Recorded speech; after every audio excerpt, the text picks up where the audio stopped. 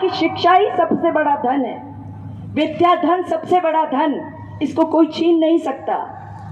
और आप बेटा तो आगे बढ़कर नाम रोशन करना समाज का, ये धारणा लेकर कसम खाली की शादी करनी नहीं है और आगे बढ़ते रहना है। लेकिन एक बात और कहूँगी कि केवल अगर हम अपने समाज की बात करें, जो संस्कार, जो विचार, जो प्रगति के विचार आए वो अन्य समाज की बहनों के साथ रहकर भी आए हैं। मेरा बचपन अन्य समाज की बहनों के साथ गुजरा है, ब्राह्मण, बनिया, जैन, लेकिन अपने समाज के साथ खेलती थी और उनके साथ शिक्षा लेती थी और उनके साथ साथ बढ़कर जब रेलवे में जॉब लगी तो बाबू की नौकरी थी, सिर्फ इसलिए की थी कि फादर ने उस बार ठान लिया था पूरे परिवार ने कि आज इसकी शादी करेंगे गर्मी के दिनों में। और इत्तेफाक से मैं रेलवे का, कभी बैंक का, कभी इनका एग्ज़ाम देती रहती थी, तो मेरी बॉम्बे जॉब लगी और इधर आईएएस की तैयारी थी और आरजेएस के लिए तैयारी करती थी, लेकिन एलएलबी का एक पेपर बाकी था, वो रुका हुआ था, उसका एग्ज़ाम था। बस मैं कश्म में मैंने यही सोचा कि ये रेलवे ही ज्वाइन कर लूँ तो बेटर है, फिर बाद में आईएएस बनेंगे। और रेलवे जैसे ही ज्वाइन किया बॉम्बे में और यहाँ ट्रांसफ़र लेके आई तो यहाँ सबने यही कहा कि ये आरक्षण पर आ गए, ये आरक्षण पर नौकरी लगी है। मैंने कहा यार अब आरक्षण तो सब जगह ही है, उसको सभी ले रहे हैं। तो ये दर्द भी फिर तब समझा मैंने कि आरक्षण भी कोई चीज़ है, बचपन में नहीं समझा। फिर कसम खा ली कि रेलवे के अंदर रहकर जो महिलाओं की दुर्दशा है, कामकाजी महिलाओं के, उनके ऊपर काम करूंगी। और वहीं से मेरी शुरू हुई और धीरे धीरे मुझे बहुत रोका गया, बहुत टोका गया और बहुत मेरे बीच में व्यवधान आए, लेकिन मैं उन व्यवधानों से डरी नहीं।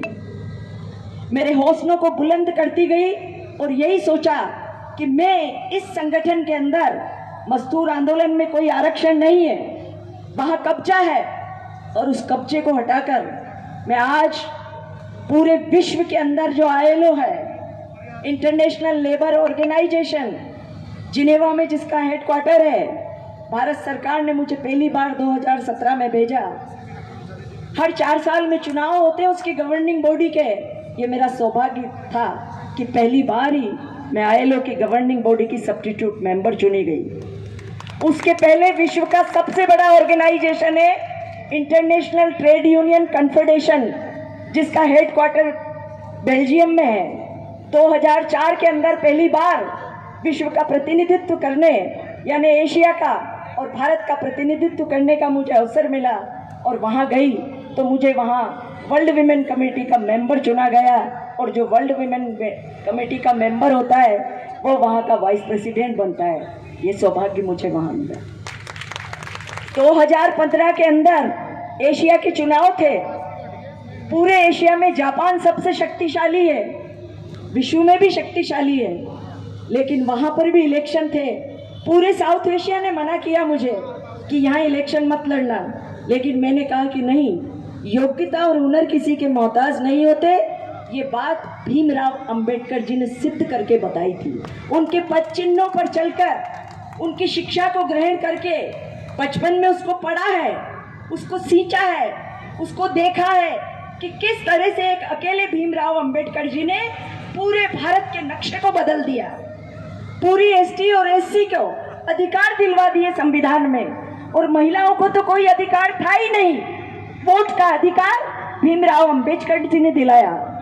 उन सबको देखकर मैंने भी कहा कि नहीं, अपने में तो सभी हीरो बनते हैं, लेकिन दूसरी जगह जाकर वहाँ कुछ करें तो फिर कुछ होगा।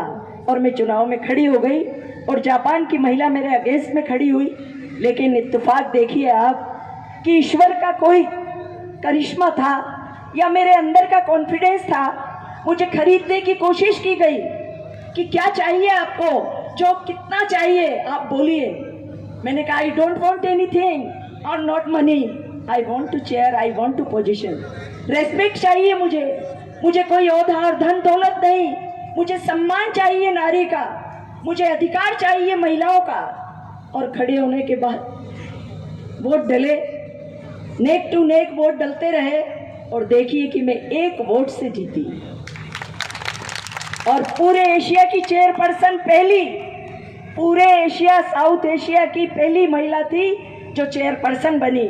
और on behalf chairperson, executive board की मेंबर और वाइस प्रेसिडेंट बनी एशिया की, और वर्ल्ड के अंदर भी वाइस प्रेसिडेंट बनी विश्व के अंदर। ये मेरा अपनी जर्नी मैंने आपको बताई। लेकिन वो दर्द जो बचपन में था कि मेरा समाज जहां भी जाए लोग कहें अरे मीणा, हिकारत की दृष्टि से हमको देखा जाता था।